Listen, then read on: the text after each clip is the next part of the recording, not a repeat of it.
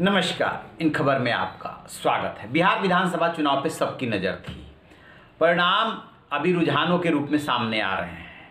1 बज गए हैं, 5 घंटे हो गए मतगणना को चलते हुए। तो जो एक्सपर्ट्स हैं उनका मानना ये है कि 2-3 राउंड की मतगणना का इंतजार करना चाहिए। उसके बाद जो रुझान बनते हैं उसमें थोड़ा बहुत अप एंड डाउन होता है, फिर जो है बदलना एकदम से मुश्किल हो जाता है। यदि उन रुझानों की बात करें तो 1 से 26-27 सीटों पे एनडीए आगे चल रही है। खास बात इसमें यह है पूरे रिजल्ट में कि बीजेपी अभी तक नंबर 1 पार्टी बनकर के उभर रही है।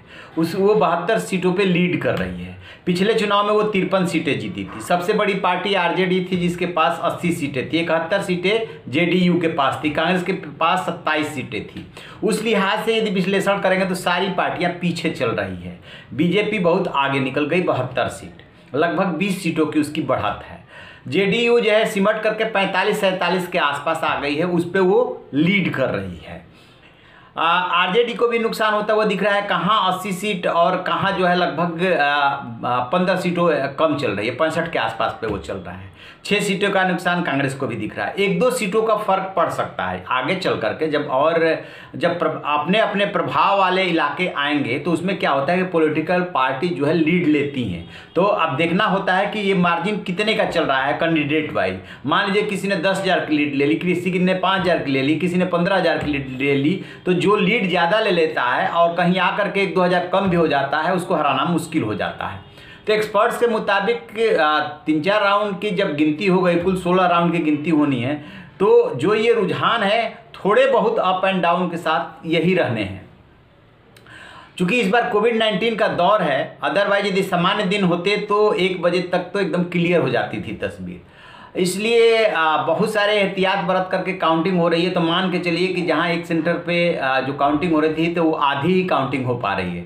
इसलिए ये पूरा का पूरा रिजल्ट जाएगा 6-7 बजे तक, तब जाकर के तस्वीर क्लियर होगी।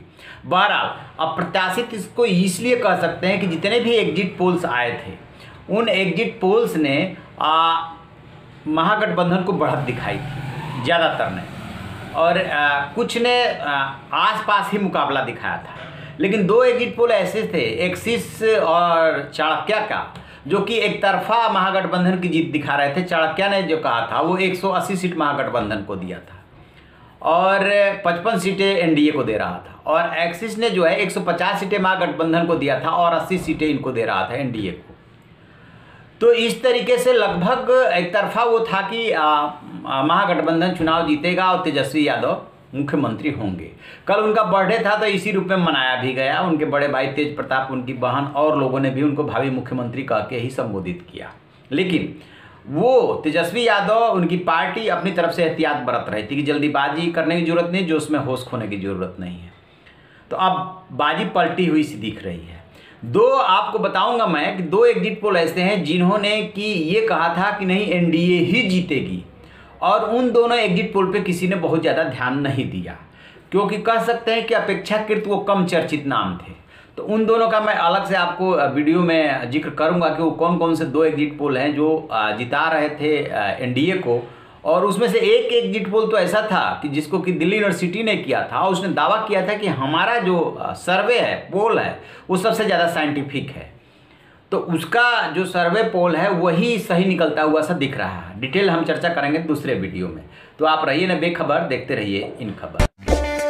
इन खबर चैनल को सब्सक्राइब करें और बेल आइकन दबाना